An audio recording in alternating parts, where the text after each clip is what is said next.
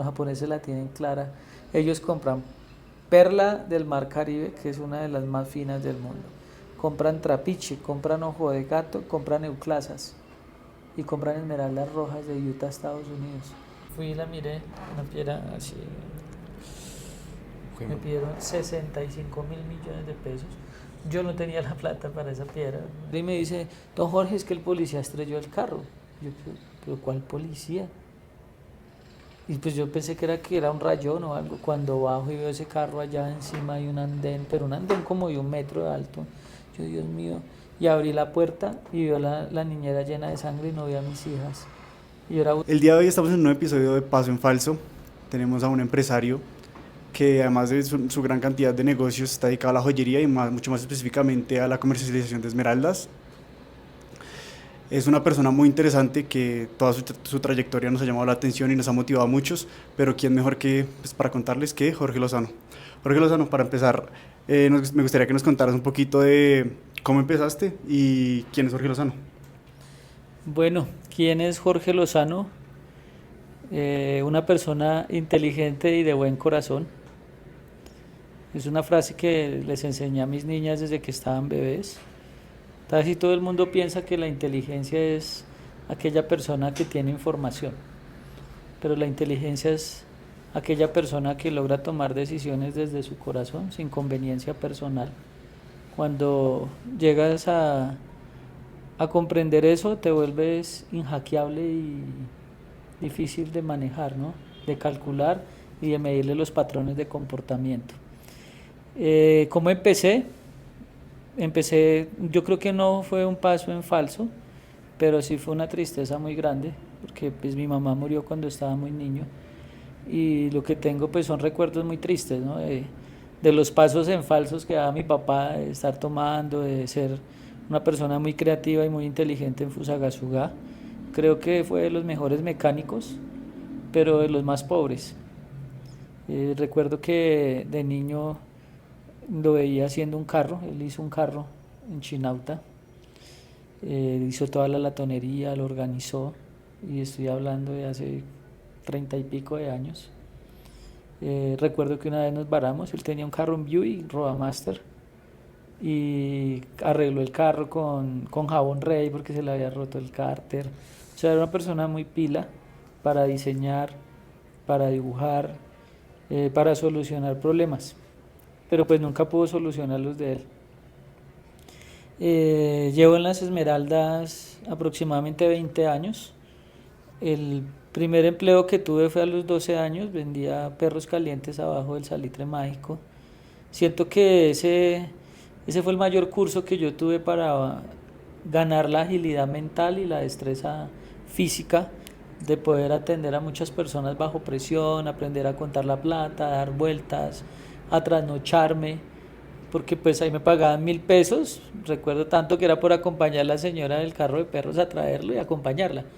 Pero ya lo último, ya se subía a ver novelas y me quedaba solo ahí 2 de la mañana atendiendo 10 clientes, haciendo pinchos, haciendo hamburguesas, perros.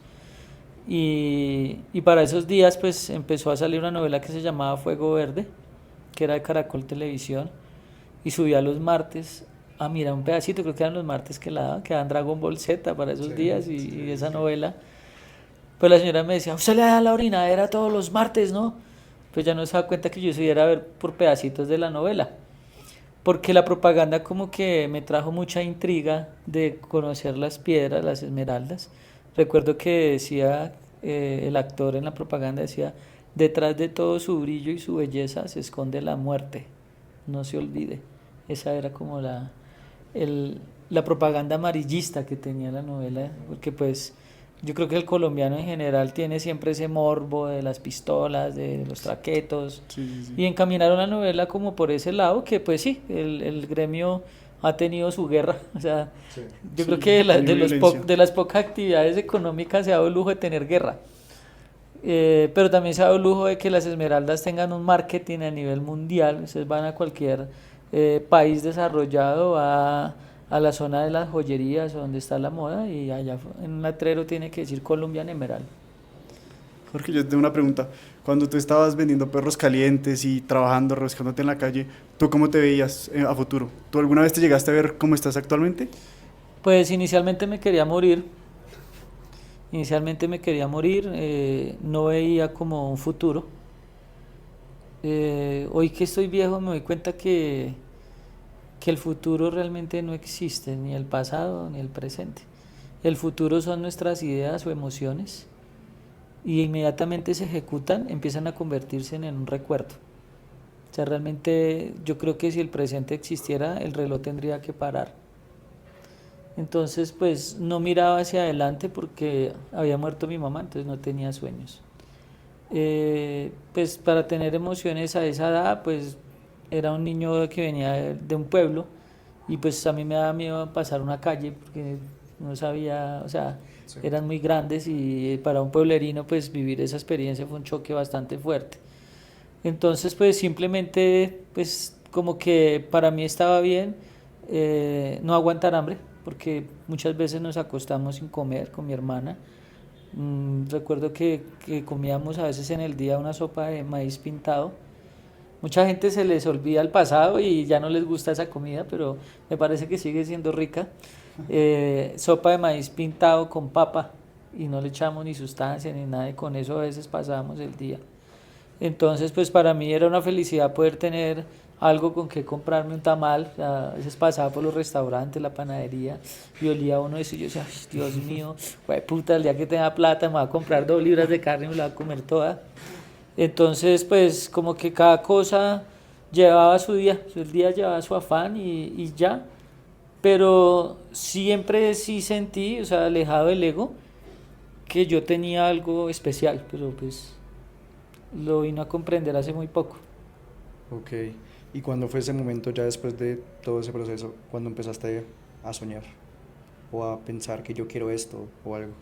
¿Sabes una cosa?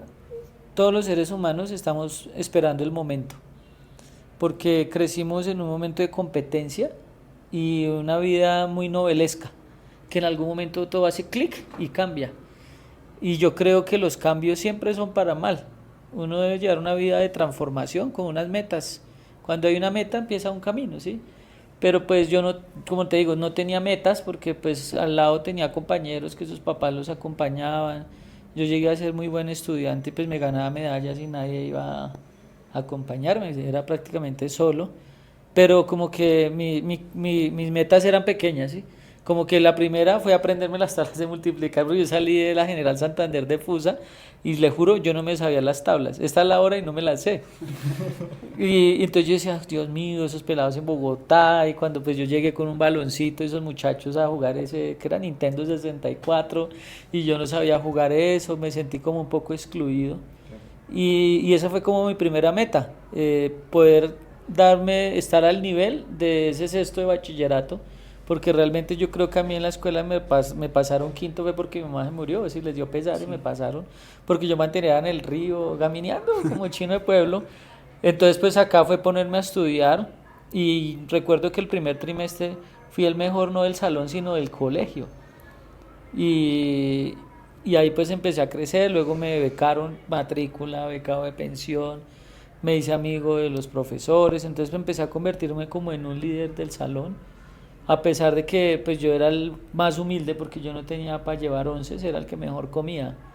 Entonces pues desde ahí empecé como a cambalachar billetes de Pokémon, las tareas, le compraba las tareas al nerd y se las vendía al otro, y entonces ahí ganaba plata. Y así como que empecé a crecer. Ahí trabajé en una droguería, luego el carro de perros, luego de la droguería trabajé haciendo limpia parabrisas, limpia vidrios de carros. Ok. En la mañana y en la tarde estudiaba. Y luego un amigo del colegio, el papá tenía una carnicería en el barrio La Estrada, una fama, y ahí iba a ayudarles y ahí aprendí a porcionar carne, a despostar, y pues con muchos oficios, a pintar, a arreglar, pues yo hacía arreglos en la casa donde pagábamos arriendo y me pasaba lo que pasaba con una canción por ahí vallenata, que algunos me pagaban con cariño y otros me daban lo que me querían dar porque no sabía cobrar. O sea, yo tenía Sí, claro. 25 años y yo no sabía cobrar, me daba pena. Ok. Esta es la hora que sí, yo hay veces las piedras yo trato de no vender tan caro o he tenido varias carnicerías y yo iba para la caja y llegaban las señoras, me pedían un cuarto de carne y me va a pesar y les daba media libra, entonces mi amigo me decía, usted va a quebrar el negocio, ¿sí? Porque pues cuando uno ha tenido hambre y uno ha tenido necesidades, pues aprende a ponerse en los zapatos de las personas. Claro. Es una de las cosas que más te admiramos porque cuando te quería comentar que cuando estamos hablando con tu asistente nos comentó que lo más lindo y lo más chévere de trabajar contigo es tú, o sea, como tu forma de ser y que siempre estás buscando ayudar a las demás personas. Nos contó que hace poquito donaste unos aretes y bueno, cosas por el estilo. Eso nos llama mucho la atención. Y Jorge, quiero que nos cuentes un poquito cómo fue esa primera experiencia con Esmeralda, que llegó, cómo llegó, a quién le compraste. Pues como le digo, siempre estuvo como ese sueño de conocer las piedras, ese anhelo. De ahí pues lavé carros y estaba siempre con mi anhelo de las piedras. Por cosas de la vida conocí a un muchacho que el papá trabajaba con piedras en el barrio de La Estrada. Y yo creo que desde ahí la ley de atracción empezó a aplicarse en mi vida, que no sabía cómo funcionaba, pero pues hoy que estoy en diferentes campos del liderazgo, comprendo qué es la física cuántica, qué es la ley de atracción, qué es la fe, qué es la compasión, qué es la perseverancia, qué es la disciplina, y que cada cosa pues hace como mella en la vida de uno, hasta la parte oscura, el odio, los problemas y los pasos en falso, esa dualidad que la vida empieza a tener. Entonces desde esos sueños pues conocí a este muchacho y un día pues veníamos por aquí caminando y me dijo, mi papá trabaja en este edificio, o sea, en este. Sí. Le dije, ¿verdad? Me dijo, sí, es que él trabaja con esmeraldas. Y yo, ¿de verdad? Me dijo, sí. Y aquí entramos y fue la primera vez que yo tuve una esmeralda en la mano. ¿Y cómo era la esmeralda? ¿Te acuerdas perfectamente de eso o no? No, una esmeralda normal, ¿Chiquita? pero o sí, normal? chiquita, normal. O sea, hay piedras que quedan a uno Sí, grabadas en el corazón y en la mente, de pronto unas por la situación, otras por el precio, otras por la belleza y otras por, dice mi socio, porque lo mandaron a uno, ¿sí? Porque perdió una harta plata, ¿ves? sí. Entonces como que sí hay ciertas piedras que marcan ciertos momentos importantes en la vida de uno. Entonces de ahí pues yo recuerdo que yo ahí ya estaba lavando carros en el 7 de agosto, por un despecho andaba enamorado de una muchacha y como que perdí como las esperanzas de seguir trabajando y me puse a lavar carros, pero pues cuando hacía cuentas ganaba más que un mínimo, pero como que siento que ahí me estanqué cierto tiempo en mi vida. A pesar de eso, pues ahí saqué mi libreta militar, mi pase, pero yo seguía con lo de las piedras. Y yo me acuerdo que yo le decía a él, Adolfo, hagamos anillos de plata con esmeralda. Y recuerdo que me decía, si no las compran en oro, que las van a comprar en plata. Entonces como que sí, él era más joven y pues nunca tuvo visión de muchas cosas que yo sí tuve.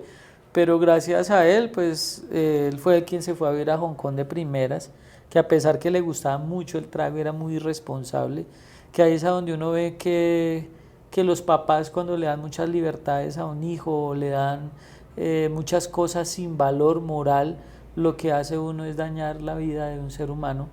Y ese consejo va para las mamás que de pronto están viendo este video. Las mamás son muy buenas y aman mucho a sus hijos, pero yo siento que la educación financiera y la educación espiritual que se le dieron a muchas mamás era que el amor era decir sí y dar de todo. Entonces la mamá de mi amigo la amo, la respeto, la quiero mucho porque ella fue la primera persona que sacó un crédito en el banco y me dijo tenga, y me lo dio todo. Y yo era pues un culi cagado, tenía 20 años, pero no se lo dio al hijo porque ese sí era súper irresponsable. Me dijo tenga, y me acuerdo que tocaba pagar 180.000 pesos de crédito mensual. Me dio 7 millones de pesos hace 20 años. Entonces, ¿qué veo, digamos, de ella? Que ella quería que su hijo estuviera bien, pero a veces nosotros salíamos a tomar y él se tomaba hasta el agua del florero, llegaba vuelto nada a la casa, no había terminado el bachillerato, lo sacaban del Instituto Triángulo, imagínense, ni siquiera allá era juicioso, ¿sí? Fue madre, Y al otro día ella se levantaba y le tenía caldito de costilla, entonces, no, pero claro, también uno dice, ya era un poquito pasada. claro, Sí, sí, ya sí. era muy buena gente con él Sí. y pues sí, es amor de mamá, pero yo siento que la verdadera expresión de amor que puede tener un padre hacia un hijo es corregirlo. Y es lo más difícil porque uno cuando corrige a un hijo, uno sufre más que el hijo, porque sufre el dolor de que él sufra, y sufre el odio que tiene el hijo momentáneo hacia uno, porque el hijo dice, mi papá si es un no sé qué, un sí sé más, porque uno siempre ha estado en esa posición, ¿sí? De que cualquier cosa de corrección o castigo lo vemos como algo malo, como que devolvemos con un poco de odio eso hacia el papá. Entonces, pues bueno, ahí empecé a trabajar con Adolfo, monté un restaurante en el barrio Villaluz que se llamaba Arepudas. Sí. Mi primera quiebra fue ahí, dura, perdí todo. De ahí pues la mamá de mi amigo le dio pesar y él como andaba como desjuiciado y estaba viendo conmigo, fue cuando nos dio la plata. Entonces empecé a trabajar aquí con alguien. Él tuvo la oportunidad de irse para Hong Kong con el tío y yo me quedé acá con el amigo que él me había presentado. El caso es que a los 3 meses ya había perdido todos los 7 millones de pesos, me quedan 100.000 pesos. ¿Y cómo se perdieron? Comprando caro, comprando caro. Y que mi amigo llegaba y me acuerdo, Jorge, plantéeme para el tinto, Jorge, plantéeme para el arriendo, Jorge, plantéeme para el diezmo, Jorge, plantéeme. Y no producía y cuando nos mostraban unas piedras, digamos, le pedían 1.000.000 de pesos, daba la vuelta y me decía, ¿para cuánto las ve? Y yo, 300.000, o sea, yo decía, hay una cifra por decir, y pues, ¿qué pasaba? Que le hacíamos ir a vender 150, 100, no. 200, y pierda. Luego que pasaron los 3 meses y que me quedaban como 200.000 pesos, me dio una palmadita en la espalda y me dejó tirado. Porque había venido un tío de mi amigo, el que estaba en Hong Kong, y entonces vio que tenía oportunidad para él ganar y me dejó solo. Recuerdo que había pedido una piedra aquí abajo a comisión y entonces el dueño, yo le dije, mire, esa piedra, me dijo, no, ya se la dejé a su amigo. Le dije, no, pero yo no respondo. Ese día él botó esa piedra. O sea, yo siento que Dios también en mi vida me ha enseñado mucho y me ha protegido y ha corregido y ha castigado a las personas que se han portado mal conmigo, como ese muchacho. Entonces pasó eso y ya pues yo sin plata y tenía que responderle a la mamá de mi amigo. Entonces pues compré unas hojas de vida y me iba otra vez al 7 de agosto a lavar carros para poder responder por la cuota mensual. Porque eso sí siempre he tenido en mi corazón, que yo siento que un buen empresario es aquella persona que cumple su palabra. Que la palabra para mí viene desde la conciencia y desde lo profundo del corazón, por eso lo que se dice se debe de hacer. Iba saliendo acá del edificio y iba entrando un muchacho que hace collares y me dijo, Jorge, cómpreme estas piedras, y sacó unas piedras en bruto. Y no tengo, me quedan como 100.000 pesos. Entonces me dijo, no, es que no tengo para el arriendo, estoy mal. Me dio pesar y yo le dije, no, pues sí que lo de 80.000. Y las compré, las llevé al laboratorio y las mandé a tratar. Y yo creo que ese día yo me llevé morrayas y saqué esmeraldas. O sea, cuando yo saqué eso del laboratorio parecía que fueran otras, o sea, una cosa loca. Las vendí en 3.5 millones, me costaban 80.000 pesos. Mi madre, qué buen negocio. Luego compré otras de 3.5 y las vendí en 7. En 15 días recuperé la plata que había perdido. Y ahí pues empecé juicioso, empecé a comprar en bruto, empecé a comprar trapiches. A mí siempre me ha gustado mucho como Jorge, innovar y buscar otro antes tipo de eso, mercado. ¿qué es en bruto? ¿Qué es trapiche para la gente que no sepa? Bueno, una piedra en bruto es una piedra que, como lo dice el nombre, está sin tallar, está en bruto. La piedra necesita ser cortada y ser pulida, pero también necesita una serie de tratamientos de embellecimiento. Mucha gente señala, o algunos años atrás, un canal importante sacó un documental donde decían que hacían trampa con las piedras, que les echaban aceite y que para que se vean mejor. Y eso no es trampa, es un tratamiento de embellecimiento para que las piedras se vean mejor. ¿Qué sucede? Que las que no tienen aceite, pues estamos hablando que el precio se puede subir 3 o 4 veces más. Entonces, pues el que no tiene para una piedra sin aceite, ¿usted qué prefiere? ¿Una piedra con tratamiento que se vea bonita o que esté toda llena de fisuras, que usted la va a lucir y no se va a ver? Por eso se necesita ese tratamiento. Entonces, pues la piedra en bruto es una piedra que después de talla, el 98% necesitan tratamiento. Hay piedras que el tratamiento no les cura porque hay daños que no curan el aceite. Digamos, una esmeralda es como ver usted ahorita el cielo. Esas nubes son las mismas nubes que tiene una piedra en inclusión. Entonces, si va a entrar ahí el aceite, pues son condensadas y no tienen fisura. En cambio, hay partiduras que por las ondas de explosión de la dinamita las fracturan. Entonces en esas microfisuras entra el aceite y hace que genere transparencia y que la piedra se pueda ver limpia. Entonces, pues ahí se necesitan diferentes tipos de conocimiento para poder analizar una piedra en bruto. ¿Qué tratamiento necesita, la forma que tiene, la profundidad, el color, el material, la mina, la merma que va a tener la piedra? Y desde ahí usted le calcula el precio. O sea, es un mercado bastante complicado y riesgoso. Trapiche es una piedra que tiene tiene unas formas como un balón y son tajaditas. Entonces cuando usted las talla y las mira así con la luz, tiene un efecto muy bacano. Esas piedras me contaban que hace muchos años en la mina salían trapiches como así de grandes y los rompían los campesinos para sacar los pedazos verdes. Entonces pues ha sido un mercado que tampoco ha sido bien explorado, inclusive los trapiches son más económicos que una esmeralda normal. Para mí deberían ser más costosos. Los trapiches pues normalmente el mercado fuerte es en Japón y las esmeraldas de Colombia ya buscan las perfectas con la talla perfecta. Entonces pues para mí el mercado japonés son como los pioneros en piedras preciosas, o sea, la tienen súper clara y ellos sí han sabido explotar los recursos que hemos tenido acá en Colombia. ¿Las subclases son las azules? Sí. Súper bonitas. Jorge, cuando tú dices que llega un punto donde la vida hace como un clic y cambia y empieza todo a fluir, ¿tú crees que si tú no hubieras pasado por todo eso durante tu vida y te hubiera empezado a ir bien, no hubieras sabido cómo afrontarlo? Voy trabajando y empiezo pues a crecer. De pronto las personas que están afuera sí lo ven. Voy a saltarme un poquito, miramos lo de la candidatura a la gobernación de Cundinamarca. Para mí fue un sentir y pues yo me saqué 78.000 votos.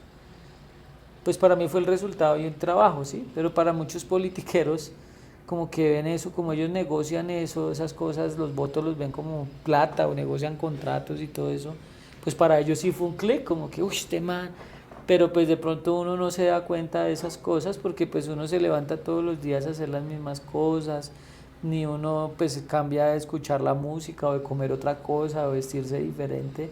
Pues yo para mí siento que todas esas cosas son como que se van presentando en el trabajo diario, que cuando usted mira para atrás dice, uy, sí, hice esto, hice lo otro, pero sí hubieron unos clics en mi vida que fueron unos momentos muy duros que realmente sí marcaron mi vida y me llevaron como a mirar la vida desde un punto de vista consciente y un poco más espiritual y racional. Eso sí lo puedo decir que sí marcaron un momento importante. ¿Podrías decir alguno? Primero la muerte de mi mamá. Segundo, un accidente en Natagaima, Tolima, donde un policía abusivamente cogió la camioneta mía sin autorización y mató 3 personas, atropelló 3 personas, casi mata a mis hijas. Qué locura. Heridos por la irresponsabilidad de un alcalde, por el ego, por todas esas cosas. Y ese día pues yo estaba en la tarima, había vendido una fecha de Jesse Uribe el día antes, estaba con un artista también que apoyé, que fue súper desagradecido.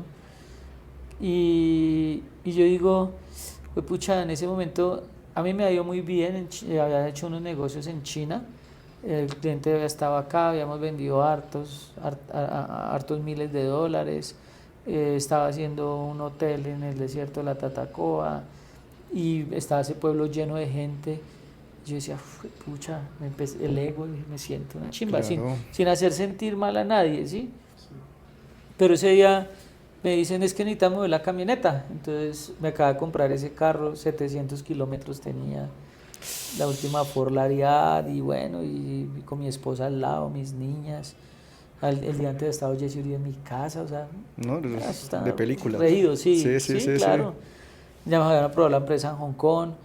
Y entonces le dije al señor que me colaboró, baje y mira, yo había dejado las niñas en el carro con la niñera mientras que pasaba la presentación de mi artista. ¿Qué pasó? Que esos carros, pues ustedes saben que no tienen llave. Pues yo había dejado la llave ahí, el control, o sea, no tiene llave para accionar. Sí. Porque como hacía calor, pues para que las niñas estuvieran frescas y la niñera estuviera ahí. Cuando sube el señor y me dice, don Jorge, es que el policía estrelló el carro. Yo, ¿pero cuál policía? Y pues yo pensé que era un rayón o algo. Cuando bajo y veo ese carro allá encima hay un andén, pero un andén como de 1 metro de alto. Yo, Dios mío. y abrí la puerta y vio la niñera llena de sangre y no vi a mis hijas. Y yo era buscando las niñas debajo de las llantas. Y uy, yo, menos mal, yo sé, para ese entonces no tenía armas ni nada, no, yo creo que yo no sé qué hubiera hecho contra ese Claro. alcalde, ¿sí? Porque era pura necedad, o sea, puro ego, porque faltaba una canción para que se acabara la presentación.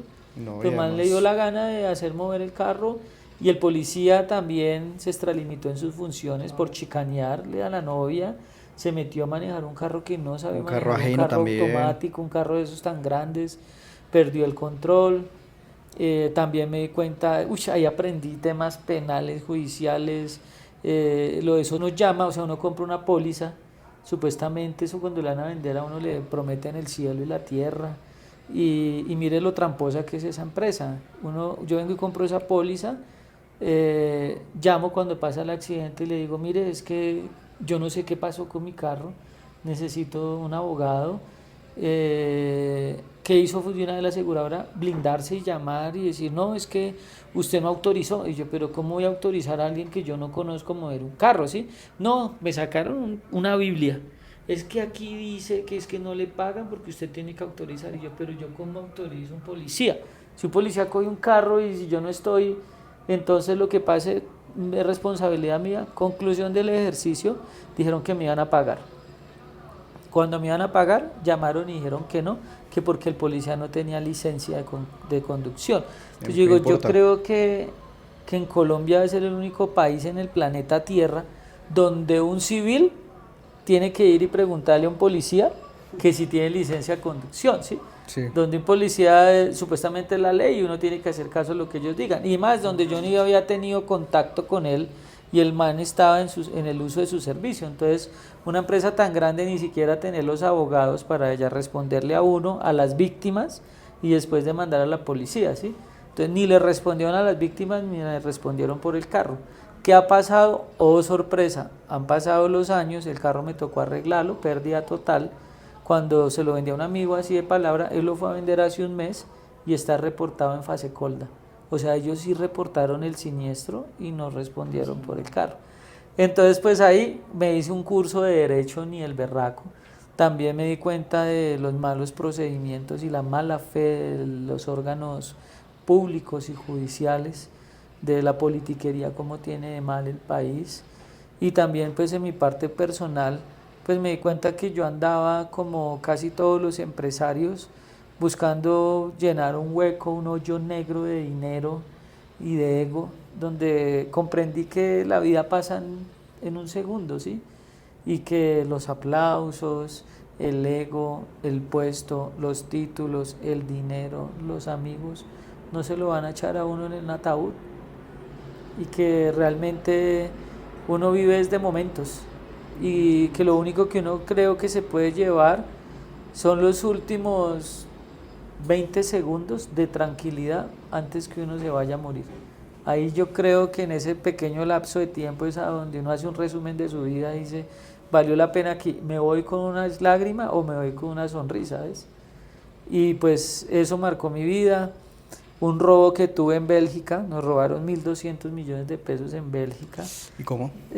unos franceses, por la irresponsabilidad de un socio de nosotros, se fue desde Hong Kong hasta Bélgica, soltó unas piedras y ese día me di cuenta que los tesoros no deben de estar en manos de los pendejos y que no puedes soltarle un tesoro a alguien que nunca lo ha tenido ni lo ha trabajado, porque puede caer en tentación y terminar volviéndose un ladrón. Y eso pasó, el pendejo viajó con las piedras allá, atrás de la avaricia y querer llenarse, suelta esas piedras a unas personas que apenas medio conocía, ven todo ese poco de dinero, pasaron la calle y cogieron un metro y se volaron. Pero también me di cuenta que la policía en Bélgica era honesta, los capturaron a los 3 meses y nos llamaron y nos dijeron, mire, aquí están las piedras.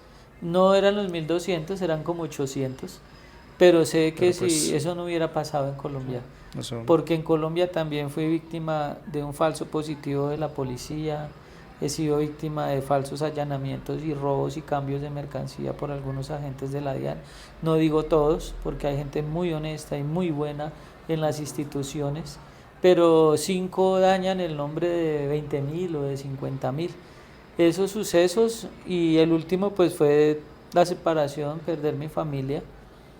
Dicen que la política le saca lo peor a las personas y yo creo que la política no es mala, malas son las personas que entran ahí, y que yo creo que ese fue como el mayor curso más bonito que he hecho yo, me ha filtrado muchísimas personas y hoy pues por eso les comparto, creo que los sucesos difíciles son los que más a uno le enseñan. Claro. Jorge, pues se me hace súper importante lo que estás contando, ahora que toda la gente piensa como, ah, no, él ya es empresario, él ya está más allá que acá, o sea, él ya resolvió todos sus problemas, él ya tiene plata, él ya chao, pero pues en verdad uno se da cuenta de que en verdad los empresarios siguen siendo personas, o sea, por más que quieran. Es que yo creo que el dinero, las empresas realmente se convierten en una responsabilidad para uno, ¿sí? Porque uno se vuelve es un piñón para que otras cosas funcionen. Normalmente la gente dice, ah, es que consiguió plata y cambió, se volvió un hijo de no sé qué. Pero yo digo que es que hay gente que sí consigue plata y se vuelve arrogante, pedante, trata mal a las personas. Hay otras personas que logran conocer el dinero y conocerle el valor. Como ustedes han visto mis videos, para mí el dinero tiene dos valores: el valor económico y el valor moral, ¿sí? ¿Cuánto me costó? ¿Qué puedo hacer con este dinero? Pero también empiezo a comprender que la gente, cuando ve que de pronto otro está en una posición económica estable, tiene la obligación de regalar. Y yo digo una vaina, si a mí me hubieran regalado plata, yo estaría lavando carros en el 7 de agosto. Que comprendí, yo en algún momento de mi vida regalé lotes, regalé motos, regalé efectivo, he regalado joyas, he regalado comida, pero educación, semestres de universidad. Y todas esas personas terminan recordándolo a uno por el último favor que no hiciste, así hayas hecho 1000. ¿Y qué es? Que uno realmente, si regala a alguien cosas, usted le está haciendo mal a esa persona, porque lo está limitando en sus capacidades de crecer y de evolucionar. Ni siquiera Dios se mete en nuestras decisiones, por eso nos dio el libre albedrío. Nosotros, ¿por qué tenemos que meternos en la vida de otros y cambiarles un camino que de pronto no quieren? ¿Ves? Así que por eso empecé a abrir mis redes sociales, por eso me quise volver público, porque comprendí que para ayudar a un ser humano lo puedes hacer de dos cosas, de dos formas. Uno, inspirándolo, diciéndole, mire, si yo pude, usted también puede. Y dos, generándole empleo. Sí. Uno realmente, cuando quiere salir adelante, uno que quiere una oportunidad. Uno cuando quiere salir adelante, uno que quiere un mentor, alguien que lo inspire, que le muestre el camino, ¿sí? Pero no que lo coja la mano y diga, por aquí es. Y yo creo que también hay una forma de ayudar a la gente, y es también aparte desde la educación y desde la salud, porque si uno puede regalar algo, puede ser esas dos cosas: salud y educación. Si la gente quiere comida, te doy trabajo. Si la gente quiere viajar, te doy trabajo. Si la gente quiere ropas, te doy trabajo, ¿ves? Porque yo creo que la única forma de uno poderse fortalecer, salir adelante y también poderle brindar algo a la nación, al país de uno, porque pues también los que se han logrado volver empresarios empiezan a desarrollar unas aptitudes de riesgo, de visión, de creatividad, de transformación. Uno cuando toma el camino de ser empresario, uno es el primero que se levanta y el último que se acuesta. La gente piensa que ser líder es aquel día que se para en una tarima que le den aplausos. El líder es el que llega de primeras, y cuando todo ya está bien y se terminó la labor cumplida, se puede ir, pero es el que se va de últimas, el que cerró el negocio y le puso el candado, ¿ves? Y eso es lo que muchas personas no entienden. La gente a veces me escribe por las redes, don Jorge, deme. Y otra gente, yo lo ayudé en la política. Y yo, pero es que yo no les dije que me ayudaran. O sea, yo me metí en la política por un sentimiento, ¿sí? Que la gente que me dio su voto o quiso apoyar el proyecto es alguien que vio que realmente en mí había verdad y que yo podía ser una herramienta para que las cosas empezaran a tener una transformación. Pero la verdad, yo me metí en la política, mire, por mí no estaría ahí. Realmente, para una persona que le gusta viajar, que le gusta escribir canciones, ¿usted qué prefiere? Irse a escribir canciones, tomarse un whisky, pasarla bueno, ir a jugar tejo, ir a jugar fútbol o golf, lo que sea, o irse a un lugar a que llegue un poco de gente a quejarse, o que porque usted no les regaló cosas después lo estén tratando mal. O sea, es un Sí. camino bien difícil y desagradecido cuando uno lo hace de corazón. Hasta a veces yo entiendo a los políticos, porque yo digo, se vuelven así porque de pronto no tienen el suficiente amor y compasión en su corazón y no entienden la posición en que Dios los puso.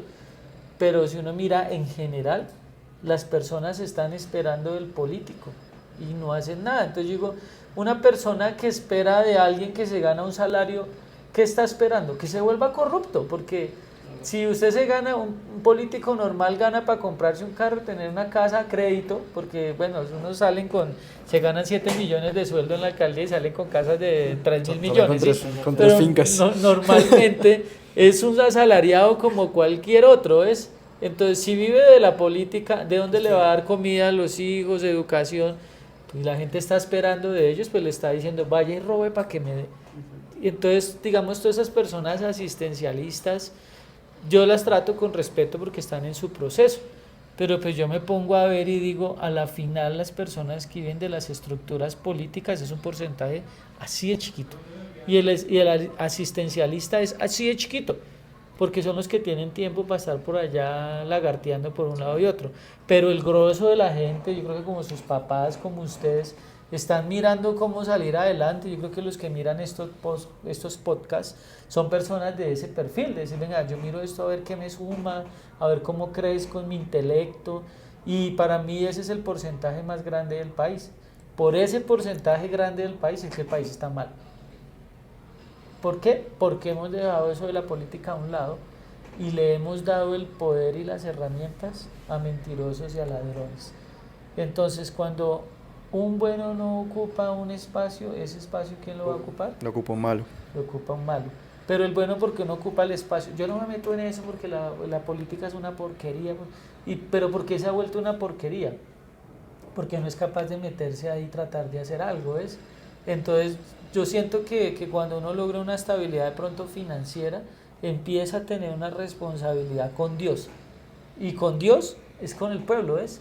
Si usted ya está bien y tiene su carro, tiene sus cosas, están andando, ¿por qué no le dona tiempo suyo? Que la gente cree que donar es, vaya mija y haga un mercado, vaya y coja y llene ese camión de juguetes no, ¿por qué no saca de su tiempo, de su conocimiento, de su experiencia y hace algo para que realmente le sirva a la comunidad? Y ese es el mensaje que yo le doy a muchos empresarios. Yo ahorita estoy creando una vaina que se llama Neoacademia. No solo de los neocampesinos ni los neoesmeralderos. Sí. Vamos a crear neolíderes, neopolíticos, ¿ves? Personas que no vivan de la política, hagan parte de la política.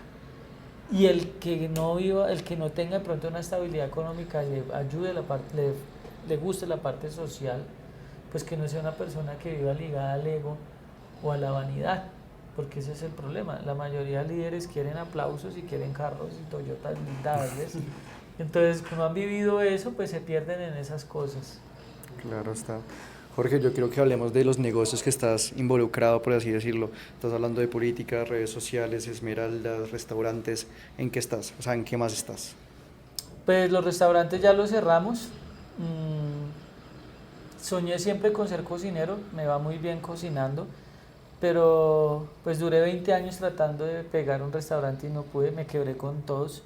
El último que tuve fue aquí en la Jiménez con Quinta, al lado del Emerald Trade Center, se llamaba Patrón. Pues me di cuenta de que para que un negocio funcione como esos tiene que uno estar atrás del mostrador, y pues yo no nací para estar encerrado. Sobre todo esos negocios. Sí, nací para estar libre y haciendo otras cosas. Depuré ese negocio, también he dejado de sembrar porque también el cultivo toca estar al lado. Apoyo, por ahí tengo un cultivo pequeño de cebolla, pero me quedé solo con el museo que tenemos en la mina de Sales y Paquirá, más como le digo, una parte como también social, de querer aportarle algo a mi comunidad, a mi país, con la parte de los repuestos, también pues sigo trabajando, nosotros trabajamos con repuestos de BM y Mercedes, con las piedras, pero más enfocado hacia la transformación, a hacer joyería. Yo creo que nos estamos volviendo pioneros en el tema de las subastas aquí en Colombia. Hemos venido alcanzando una muy buena credibilidad en el oficio. En la parte pues educativa le estoy apostando al tema de los neo, que es una nueva era de oportunidades para personas conscientes. A veces la gente piensa que ser consciente o ser un poco espiritual es buscar la pobreza y ser ermitaño, y unos se van por allá a tomar yaje, otros se van por allá a la sierra a fumar marihuana, y yo le decía a un amigo, para mí eso es allá parece el cartucho Estrato 6, ¿sí? Entonces, como que yo siento que la forma de verdad de ser espiritual es ser una herramienta, es hacer, porque yo miro, digamos, las palabras de Jesús y todo va es en el hacer. ¿Qué podemos hacer por los otros, sí? Pero para mí una persona que de pronto tiene un intelecto grande, que pueda aportarle a la humanidad, irse por allá y perderse, volverse un ermitaño, pues yo creo que pues es robarle respiración a otros seres humanos, ¿sí?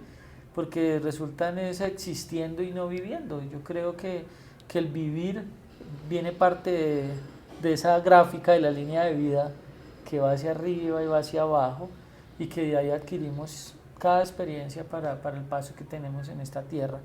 Entonces, pues, le quiero apostar a eso. Ahorita quiero ser candidato al Senado. Siento que hace falta ya en ese Congreso personas que representen ciertos nichos de mercado, porque a la final allá es donde se toman las decisiones para el progreso de un país. La mayoría de personas que han pasado por ahí no saben ni administrar un puesto de obleas en una esquina, y salen a tomar decisiones de reformas, de un poco de cosas. Digo, Dios mío, qué tan mal ha estado nuestra empresa llamada Colombia, que quienes la gerencian nunca han gerenciado, que quienes la administran nunca han administrado, y quienes dicen ser líderes sociales pues andan en camionetas blindadas con escoltas y no andan realmente con el pueblo.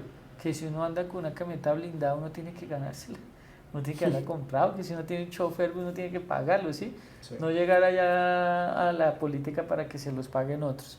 Entonces firme con eso, firme con el tema de la transformación de producto, innovando. Ahorita pues he estado tratando de como unir, hacer un tejido comercial en el mundo con todos los colombianos que vienen afuera para que se vuelvan empresarios. También pues estoy haciendo una empresa con un ecuatoriano para empezar a vender joyería en Estados Unidos por cripto, y en el futuro por qué no tener una criptomoneda que esté representada en lo que es los neoesmeralderos, la neoesmeralda, que es un nuevo pilar que yo creo que no le ha existido al negocio. En el negocio han habido líderes, pero líderes que han tenido un protagonismo no tan positivo. Entonces siento que nosotros pues queremos crear ese liderazgo positivo sin señalar a nadie, porque pues muchas de las familias que estuvieron en guerra pues vienen también de una educación muy pesada, muy fuerte, de una falta de educación familiar por parte del gobierno que nunca se ha dado un apoyo a todos estos campesinos, y pues donde hay riqueza y donde no hay educación pues hay violencia. Pero siento que en este momento el país ha empezado a tener una transformación, y las mismas personas, yo siento que hay mucha gente que quiere estar como en otra onda. Entonces por eso que estamos tratando de fortalecer esa parte, la parte pues educativa, la parte consciente a través de la productividad. En eso estamos ahorita 100%. Jorge, muy interesante. Me llamó mucho la atención la cripto, era bien, bien bacano. Sí, pues sé que una empresa americana estaba haciendo eso en Hong Kong, pero cuando uno comprende que una marca no es solo lo bonito que sea la marca, sino la historia. Ok, detrás. Y eso lo aprendí con el Museo de Egipto. Yo era socio de un egipcio y él me decía, señor, la gente compra historias y después mira el producto. Y yo siento que este concepto neo viene con historias de miles de colombianos, como yo, como los que están viéndonos ahorita en pantalla. Y es que en el mundo hay una pobreza desde el estrato 1 al sexto. Y del 1 al 3 hay una pobreza económica, y del 3 al 6 hay una pobreza espiritual, ¿ves? Entonces lo que nosotros queremos con este concepto neo es poder fortalecer eso, poder fortalecer la transformación, que si hay gente que tiene grandes capitales, apueste en grande, invierta en grande, pero generémosle empleo a los que quieren tener una estabilidad. Y ese marketing o esa energía o esa historia sería el 50% que tendría nuestra cripto, porque sería un valor patrimonial, que es el producto, pero un valor social y espiritual, que es lo que está atrás de todo ese producto, todo el desarrollo, la fuerza, la energía que tiene el emprendimiento de nosotros. Súper. Jorge, un consejo que le darías a algún empresario, a algún emprendedor que esté empezando, que se vea y se identifique con tu proceso, y qué le gustaría que le escuchara el día de hoy. Pues, ¿qué les puedo decir?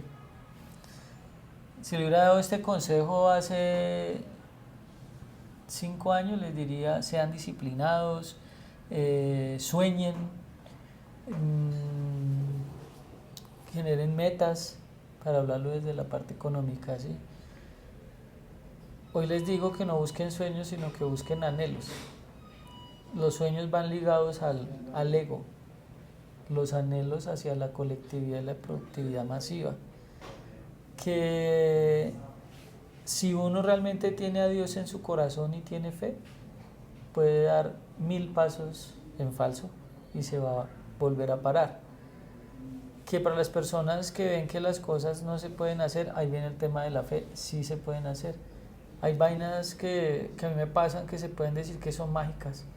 O sea, yo necesito algo y aparece por obra de magia. O sea, yo no lo planeo, no me mido tanto en eso, sino se da. O sea, se da de una manera loquísima. Les cuento una anécdota. Yo invertí en un artista 12 años de mi vida y 1.300 millones de pesos. El agradecimiento del muchacho fue verlo en día a día diciendo que nadie lo había ayudado y que le había tocado solo. Y un día me voy para Hong Kong, escucho una canción en el TikTok que me tocó al corazón. Digo, uf, qué letra. Y le escribí al muchacho cuando llegué al aeropuerto de Hong Kong. Me dijo, ¿qué onda? Al mes estaba aquí. Por un artista colombiano, Dios me puso uno mexicano, que para mí está dentro de los 5 mejores cantantes del mundo. Era algo que yo anhelé, porque no lo vi ni lo pedí por plata. Lo pedí porque yo dije, yo quiero trabajar con alguien con el que podamos mandar un mensaje al mundo entero. Y que un artista de estos me grabe, venga, seamos amigos, es porque las herramientas se dan. Lo de la cripto, lo mismo. Yo quisiera vender piedras por criptomonedas. Un día llegó y me escribieron, ¿sí? Entonces, pues, yo siento que si de verdad hay un anhelo, Dios pone las herramientas. Lo único que tiene que uno hacer es levantarse cada día a hacer las cosas bien. Y para un emprendedor, sea serio y sea de palabra. Créame que eso es lo más importante para que alguien pueda salir adelante, porque ese es el goodwill realmente de un empresario.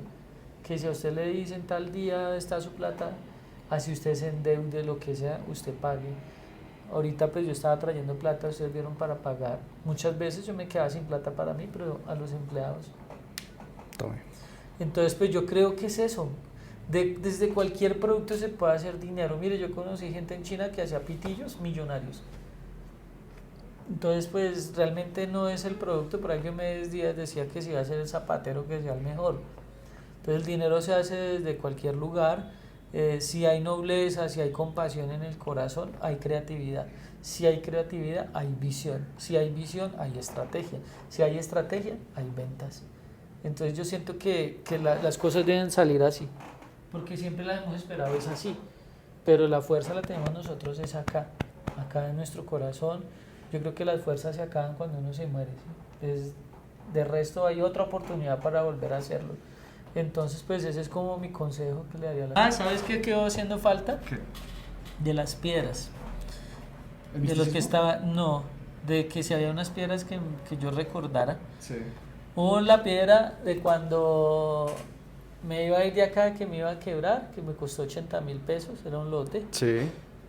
Hubo otra que compramos en la mina, que un amigo se la mostraron, le pidieron 90 millones de pesos, no, 100 millones, y él la miró y la dejó ahí. Y yo la vi buena, y ya me dijo, piedras que está esta piedra, ¿sí? Y él fue y la compró en 81 millones. Teníamos 1 millón. y dimos uno y quedamos en 80. Cuando nos van, no, devuélvala que tenemos un cliente, no, ya no fuimos, que no nos habíamos ido, estábamos en Muso, pero una piedra buena. Sí, sí. Bueno, llegué acá, conseguí la plata, la pagué y la vendí en 180 millones de pesos. Otra que compramos como en 100 y se la vendimos a un amiguito de acá en 140. Pasó el tiempo y un día el borracho le dijo a mi amigo, hermano, yo estaba mal y estaba que me iba del negocio y ustedes me vendieron esa piedra en esa plata y la vendí como en 450 millones. Gracias a ustedes no me fui del negocio. Y él ahorita está trabajando con los americanos, está muy bien, una muy buena persona. Hubo otra que me mostraron, que me llamaron y me dijeron, Jorge, es que yo lo sigo en redes, que extranjero. El caso es que tuve el placer de tenerla en la mano y decir, uy, Dios mío, o sea, estos realmente son las entrañas de la tierra, ¿sí? La vendieron a un judío, pero la tuve en mi mano y yo, eso sí tiene poder, o sea, no sé si es el misticismo, uno decir, No, pucha, pues, pues la vendieron como verla. en 20 y pico de mil de millones, ¿sí? El caso es que lo bueno es que en el precio que la compraron fue el precio que prácticamente yo la había visto, ¿sí? Entonces pues también para mí era un orgullo porque cuando empecé acá yo vi una piedra y yo decía, esas piedras de 100.000, ¿yo cuándo iré a comprar una de 1.000.000? Pero el día que compré una de 1.000.000 dije, puedo comprar una de 1.000, porque es comprar 1.000 piedras de 1.000.000. Entonces está esa, está otra también que me mostraron que la encontraron por allá en un entierro en la costa y 7.000 millones. No tenía la plata, llamé a un cliente chino y le dije, mire esta piedra, yo la veo que vale más de 15.000. No, tállela y me la muestra. Yo, no, fueron y la vendieron como en 7.100. Luego mi mismo cliente por un pedazo que tallaron ofreció $3.200.000. O sea, le hicieron más de 20.000 millones de pesos. Entonces sí recuerdo todas esas que no he podido comprar porque no tenía la plata, pero hoy pues digo, me siento afortunado porque las he tenido en la mano, porque he tenido el placer de analizarlas, de poder verlas y de no descacharme en los dictámenes que he visto en la piedra. Eso es como así como por encimita de... Chévere, gracias.